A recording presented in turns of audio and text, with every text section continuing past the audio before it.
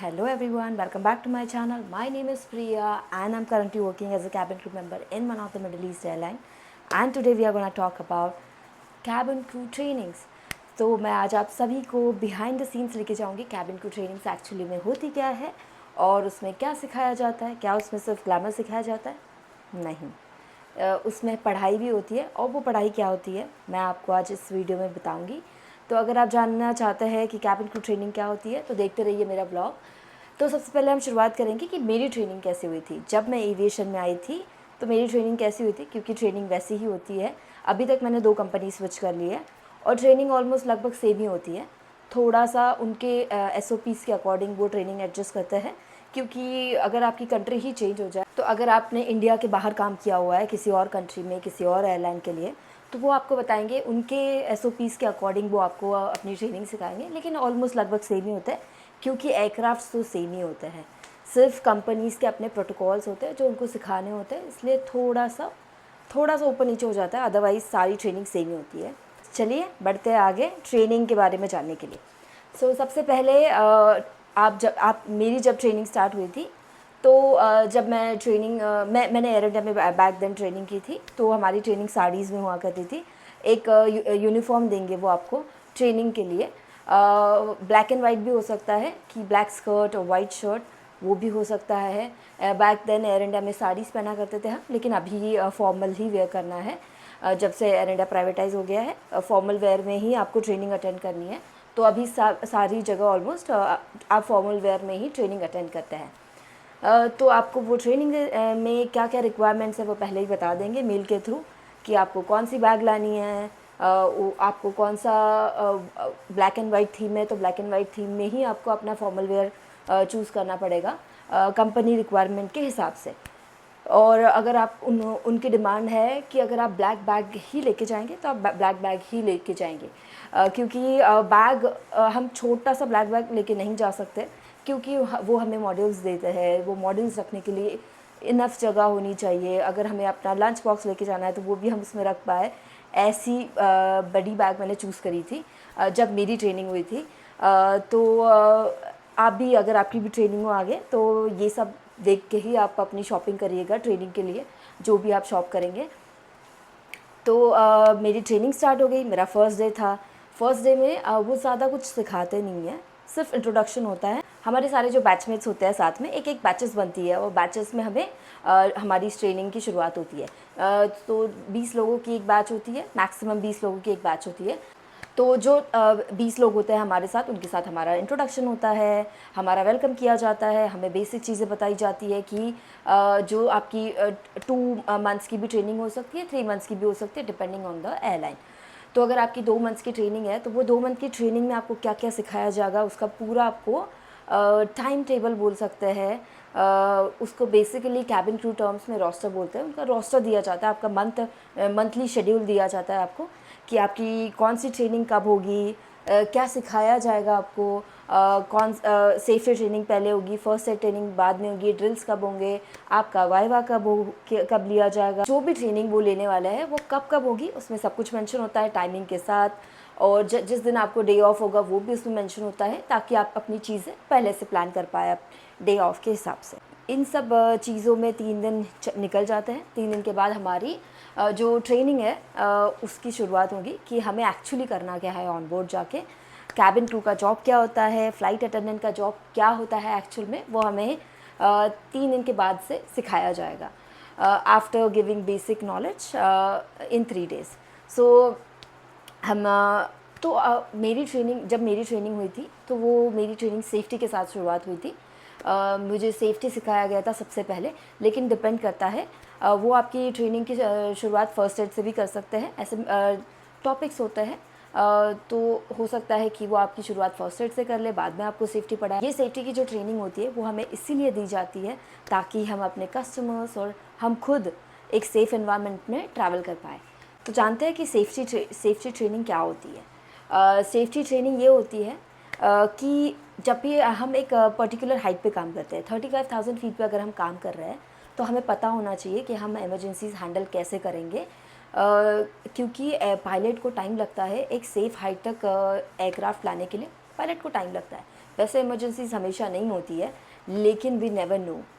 तो इसलिए हमें ट्रेनिंग दी जाती है कि ताकि हम ये कोई भी सिचुएशन है वो हम खुद हैंडल कर पाए और एक सेफ़ एनवायरनमेंट में हम ट्रैवल कर पाए। तो सेफ्टी में और भी चीज़ें हमें सिखाई जाती है, जैसे कि सेफ्टी में सिखाया जाता है कि इमरजेंसी सिचुएशन जैसे मैंने बताया कि कैसे हैंडल करेंगे।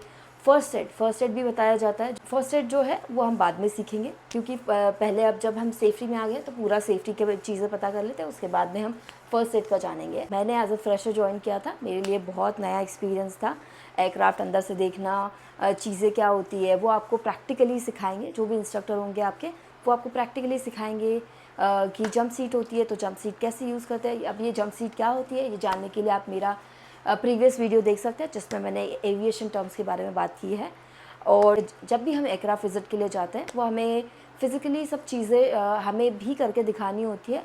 एयरक्राफ्ट की ओपनिंग, डोर क्लोजिंग, ये सब कुछ हमें करके दिखाना होता है। तो एक डोर होता है, अगर कोई डोर है तो उसके बारे में हमें पता होना बहुत ज़रूरी है कि उसमें जो चीज़ें दी हुई है वो किस तरीके से काम करती है और वो कैसे होनी चाहिए। ये सिखाएंगे आपको। वो आपको फायर एक्सटिंग्विशर्स के बारे में बताएंगे, वो आपको ऑक्सीजन बॉटल्स यूज़ कैसे करते हैं ये बताएंगे, वो और मेगाफोन्स यूज़ कैसे करते हैं ये बताएंगे। फ़र्स्ट एड किट्स कहाँ होती है ये पता चलेगा आपको ट्रेनिंग से। आपको ऐसी बहुत सारी इन्फॉर्मेशन पता चलेगी। एयरक्राफ्ट की कॉन्फ़िगरेशन क्या होते हैं, कॉन्फ़िगरेशन मतलब सिटिंग कैपेसिटी, एयरक्राफ्ट की सिटिंग कैपेसिटी क्या होती है, ये सारी चीज़ें हम सेफ्टी में कवर करते हैं। और सेफ्टी में हमारे क्रू कॉम्प्लीमेंट कितना होना चाहिए, मतलब एक फ़्लाइट के लिए अगर इतनी ड्यूरेशन की फ़्लाइट है तो एक फ़्लाइट के लिए कितने क्रू जाता है। मोस्टली फुल कॉम्प्लीमेंट ही होता है, लेकिन कोई स्पेसिफ़िक फ़्लाइट एक क्रू या 2 क्रू कम हो जाते हैं, तो वो आपको बताएंगे कि मिनिमम रिक्वायरमेंट क्या होता है। ये सब कुछ आपका सेफ्टी में कवर किया जाएगा। तो सेफ्टी में हम एयरक्राफ्ट्स के बारे में भी पढ़ते हैं। जैसे मैंने आपको लास्ट वीडियो में बताया था कि एक crew at a time 3 aircrafts पे ट्रेन हो सकता है, लेकिन 3 एयरक्राफ्ट मतलब ये नहीं है कि सिर्फ 3 ही एयरक्राफ्ट होंगे। जैसे अगर आप उंगली पे गिन लो तो 3 नहीं, ऐसा नहीं होता है। अगर 320 है, उसके टाइप्स है, उसके टाइप्स पे भी आप ट्रेन हो सकते हैं और वो कंसिडर एक ही कंसिडर होगा। तो आप उसको मिला के 3 हो गया ऐसे नहीं बोल सकते। वो अगर उसके टाइप्स भी है उस पर भी ट्रेन होंगे आप, और उसको कंसिडर करेंगे हम एक। तो ऐसे मिला के आप 3 एयरक्राफ्ट पे ट्रेन हो सकते हैं एट अ टाइम। और वो आपको सेफ्टी ट्रेनिंग में एयरक्राफ्ट की नॉलेज दी जाएगी। आप जिस एयरक्राफ्ट पे फ्लाई करेंगे बहुत ज़रूरी होता है उसकी चीज़ें पता होना, वो कैसे ऑपरेट करता है, हमें क्या करना है, क्या प्रोसीजर्स है, ये सब कुछ हमें सेफ्टी ट्रेनिंग में बताया जाता है। अब सेफ्टी में ये भी चीज़ें होती है कि आप अगर इन केस एयरक्राफ्ट में फायर लग जाए तो आप उसको एक्सटिंग्विश कैसे करेंगे। तो उसके लिए हमारे पास फायर एक्सटिंग्विशर होता है। तो आपकी जब ट्रेनिंग होती है तो आपको रियल फायर एक्सटिंग्विशन के साथ प्रैक्टिकली एक्सटिंग्विश करके दिखानी होती है फायर कि आप कैसे करेंगे, क्या डिस्टेंस होना चाहिए, क्या डिस्टेंस होना चाहिए, कैसे हम उसको फायर एक्सटिंग्विशर को ऑपरेट करेंगे। कोई भी इमरजेंसी सिचुएशन इन फ्यूचर आ जाए तो आप सबसे पहले फ्रीज़ हो जाएंगे। तब इसलिए ये ट्रेनिंग आपको दी जाती है कि आप एटलीस्ट आपकी ये जो ट्रेनिंग है तब आपके काम आए। आपके इंस्ट्रक्टर आप सभी से वो करवा के देखेंगे कि आप वो प्रैक्टिकली फायर एक्सटिंग्विश कर पा रहे हैं या नहीं, लेकिन लगभग सभी ये कर पाते हैं। चलते हैं हमारे अगले स्टेप पे, जो कि है वाटर डिचिंग और ग्राउंड इवैक्यूएशन। तो ये क्या होता है, वाटर इवैक्यूएशन को ही डिचिंग कहते हैं एविएशन टर्म्स में।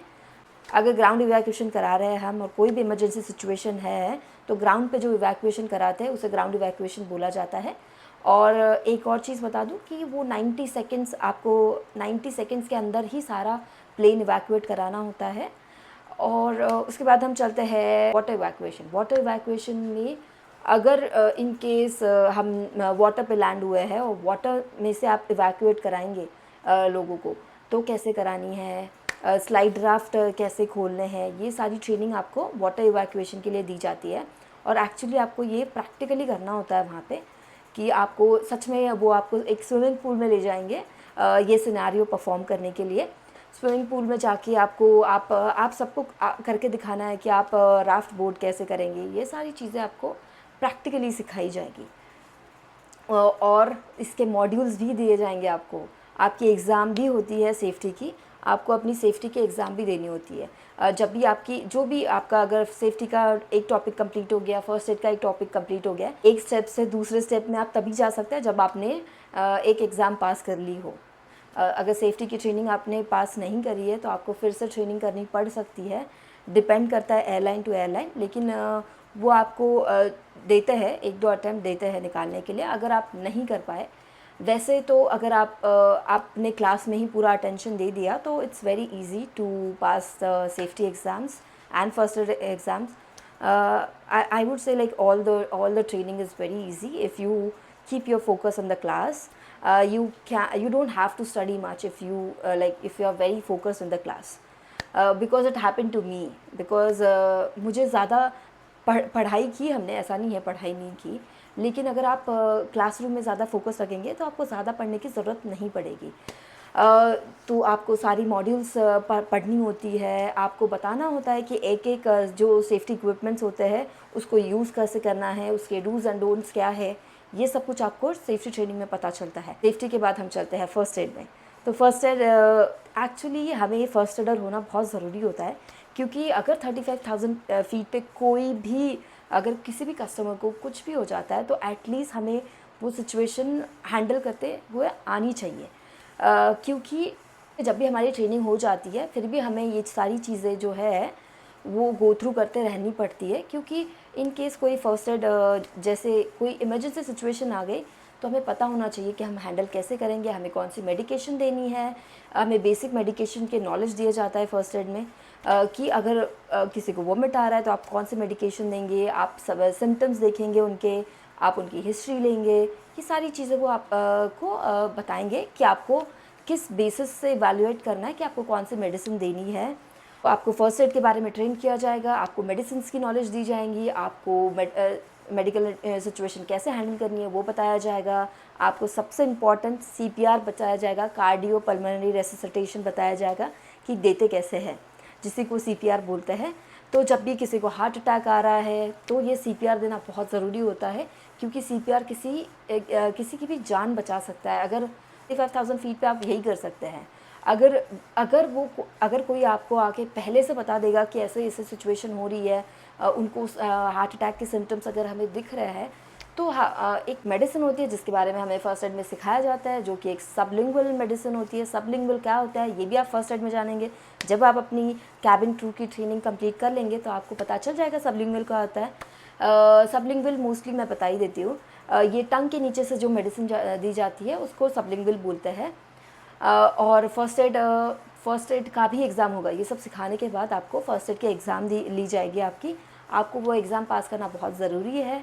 उसके बाद तो हमें डेंजरस गुड की ट्रेनिंग दी जाती है. डेंजरस गुड क्या होता है ये आप जब आपकी ट्रेनिंग कैबिन की ट्रेनिंग आप स्टार्ट कर देंगे आपको पता चल जाएगा. लेकिन जो ये भी इम्पॉर्टेंट ही ट्रेनिंग है, जो भी ट्रेनिंग मैं बता रही हूँ सारी इम्पॉर्टेंट ही है. लेकिन डेंजरस गुड वो गुड्स होते हैं जो डेंजरस होते हैं, जो अगर आपके एयरक्राफ्ट में रखे हुए हैं, जैसे कार्गो में बैग्स रखी जाती है, वैसे भी जो अलाउड डेंजरस गुड होते हैं वो एक लिमिट में रखे जाते हैं, जो कि हमारे क्रू को, हमारे पायलट को उसकी प्री इन्फॉर्मेशन होना बहुत ज़रूरी होता है कि ऐसी कोई चीज़ कार्गो में है. ये सारी ट्रेनिंग हो जाने के बाद आपको जैसे सेफ्टी में जो अगर आपको फायर फाइटिंग सिखाया है, आपको डिचिंग सिखाई है, आपको ग्राउंड इवैक्यूएशन सिखाया, तो इसको प्रैक्टिकली करके दिखाना होगा. वो आपको गाइड भी करेंगे वहाँ पे कि कैसे करना है, लेकिन ये आपको तब आपको ये प्रैक्टिकली करके दिखाना होता है. और आपको एयरक्राफ्ट विजिट्स पे लेके जाता है वो, जैसे कि मैंने आपको बताया कि आपको वो सेफ्टी में एयरक्राफ्ट पे ट्रेन करेंगे. तो जो भी एयरक्राफ्ट हम ट्रेन है उसका हमें विज़िट लेना बहुत ज़रूरी है. हमें पता होना चाहिए कि वो एयरक्राफ्ट दिखता कैसा है, उसमें जंप सीट्स कैसे दिखती है, वो एयरक्राफ्ट डिज़ाइन कैसा है, हमें उसका इंटीरियर पता होना बहुत ज़रूरी होता है. तो हमें उसके इंटीरियर विज़िट दिखाई जाती है. और हमें एयरक्राफ्ट विज़िट के दौरान ये भी बताया जाता है जो भी हमें सिखाया हुआ है वो आपको वो एयरक्राफ्ट विज़िट में ले जाके वो आपको सिखाएंगे, वो आपको प्रैक्टिकली दिखाएंगे कि हमने ये चीज़ें सीखी थी क्लास में, ये ऐसी होती है.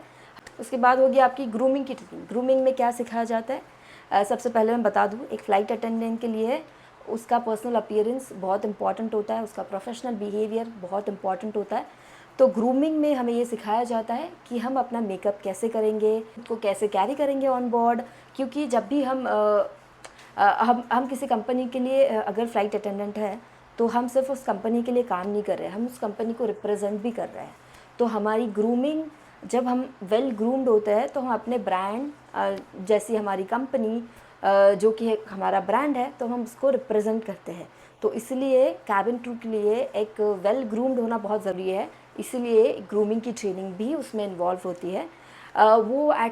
वो एक्चुअली आपको बहुत प्रोफेशनल लेवल का मेकअप नहीं सिखाएंगे, बहुत बेसिक सी चीज़ें सिखाई जाती है उसमें। अगर आपको पहले से ही मेकअप पता है तो आपको लगेगा कि ठीक है, ये सब तो मुझे पता है ऑलरेडी। उसके बाद हमारी सर्विस की ट्रेनिंग होती है कि हमें सर्विस में क्या सिखाया जाएगा।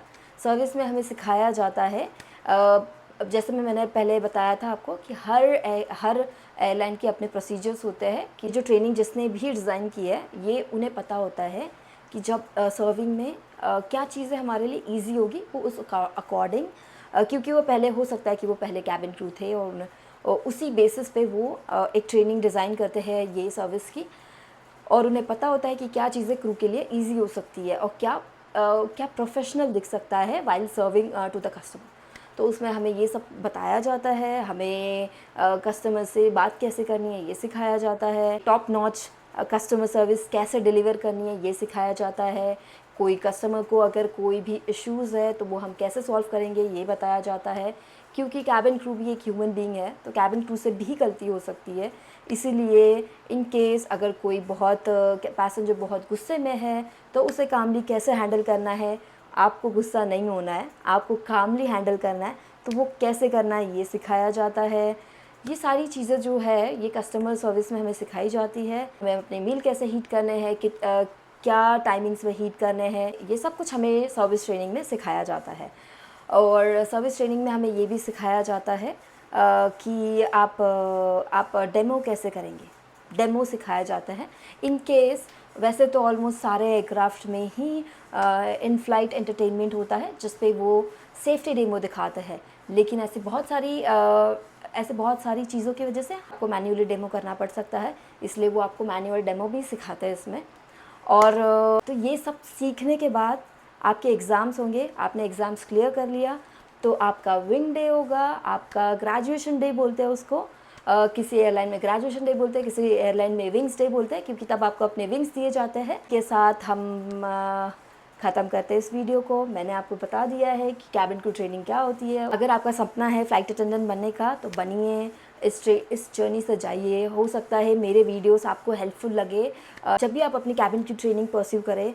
और जो अगर आपने मेरे वीडियोस देखे हैं, हो सकता है कि मैंने अपने वीडियोस में जो बताया है मे बी आपको कुछ तो मेरे वीडियो से काम आएगा। आपको पता होगा ऑलरेडी कि होने क्या वाला है, मतलब एक ट्रेनिंग होती है वो कैसे डिज़ाइन होती है ये मैंने बता दिया है आपको, और उसमें क्या क्या होता है ये मैंने बता दिया है। तो आपको एटलीस्ट थोड़ा सा नॉलेज होगा ही जब भी आप अपनी कैबिन क्रू ट्रेनिंग करेंगे कि आगे क्या क्या होने वाला है, आप क्या एक्सपेक्ट करेंगे आगे। तो इसी के साथ मैं अपना वीडियो यही समाप्त करती हूँ, मैं लेती हूँ विदा।